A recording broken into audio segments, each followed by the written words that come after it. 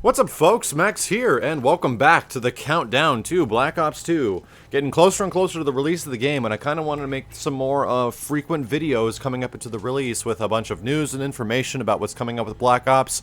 And over the past week, there hasn't been much real big stuff that's come out, but some little things I will talk about in later episodes. So, getting into the topic today, and I get this question so frequently on my channel, and for a lot of the guys that are on this channel, the majority of you guys have come through fighting game related content, whether it's like newer fighting games or older ones like Street Fighter 4 and Ultimate Marvel vs. Capcom 3, things along that nature. And a lot of folks ask me consistently, why Call of Duty? Like, how could you be interested in a game that is so quote-unquote brain dead to a lot of people? Now let's try to like clear up something about how communities work, or competitive gaming communities work against each other, or pretty much that's exactly what it is. They work against each other. Now, in a community like an online shooter community or a fighting game community, one looks at each other with the exact same perspective. From a fighting game guy's perspective, you look at something like Call of Duty and you say, it's so easy to kill people. Like, you just look at somebody and they're dead practically in a game like Call of Duty. And the people that play shooting games just say, look, you just press buttons and, you know, mash harder and you eventually get a win through a fighting game. It's crazy how when I talk to the respective folks in each one of these communities, they really feel the same way about each other. And it's the same thing with a lot of other gaming specific genres like RTSs and stuff like that. Just because you don't understand the other one doesn't mean it's like brain dead or it's ridiculously easy. There's a very good reason that I like the Call of Duty games so damn much, and why I think the multiplayer formula for these games is genius. And it's because it's designed around an old arcade model.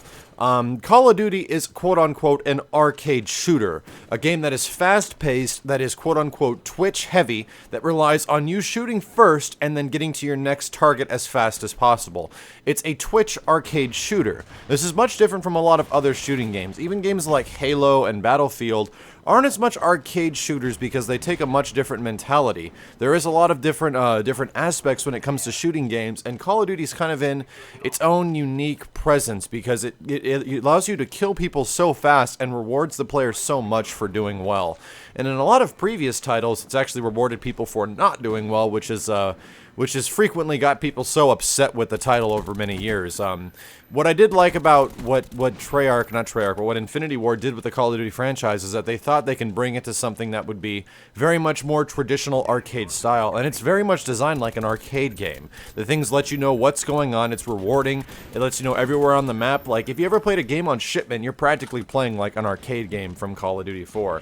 A lot of the people in each of these communities don't look at it in equal light either. Just because you're not good at something doesn't mean the other thing is total garbage. Like, you hear this so much, that when somebody is comparing the skill that they might have or the skill of other people in other competitive games, and they say something along the lines of, oh, that takes no skill to be good at that. I hear that so often. It's like crazy how often you hear from opposites of different gaming competitive sides what the lack of skill it takes to play something like a shooter, or lack of skill it takes to play something like Marvel vs. Capcom 3. And I can actually give the exact same argument for both sides. If somebody from one of the shooting sides said something about, you know, a game like Ultimate Marvel 3, that game takes no skill to win, it's just pressing buttons and all randomness. For a lot of what you say, that is correct, but the skill in fighting games and the skill that it takes to become good at fighting games is about one really important word, and it's consistency.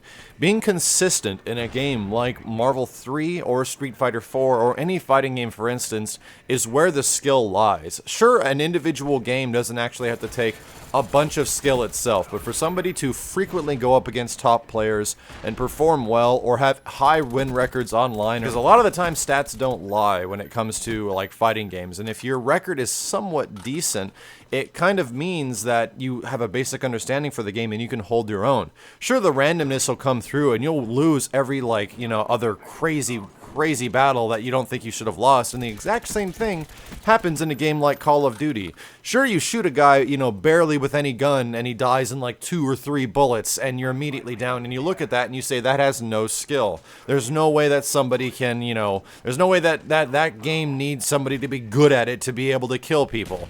But look at the other side of it. Like, you're going up against like 8 other dudes on a map or something along those lines, and they all have the exact same stopping power potential as you have. You die in 2 or 3 bullets, and a little bit more from range. You gotta put things into perspective. How hard do you think it is to stay alive longer in a Call of Duty game when you die by such small means? Now, here's a lot of the where the skill happens in Call of Duty and why I like Call of Duty. Call of Duty is a Twitch shooter, we've already mentioned that, but it's the fact that you're on this even playing ground with everybody else. Sure, you have this thing where you can level up your weapons and such, but a lot of the guns in Call of Duty, especially a game like Modern Warfare 3, were just incrementally a little bit better than the previous weapon before it sometimes. Some guns were way better, and it's pretty difficult to stay consistent in a game like Call of Duty where that's like riding up against you the whole time. Where a lot of like crazy things might happen in each of the games, so there's a lot of exploits or bugs or stuff like that, and people take advantage of it. And to actually remain with like a high consistent kill death ratio, a consistent like ability to win games or stuff along that line can be pretty hard, especially for the fact if you do things alone. So what I would encourage is that anybody who doesn't think that like Call of Duty games don't take skill or anything along those lines, play out 10 matches in Call of Duty and see if you can't keep your kill death ratio above 2 for the most part and win at least half of the games.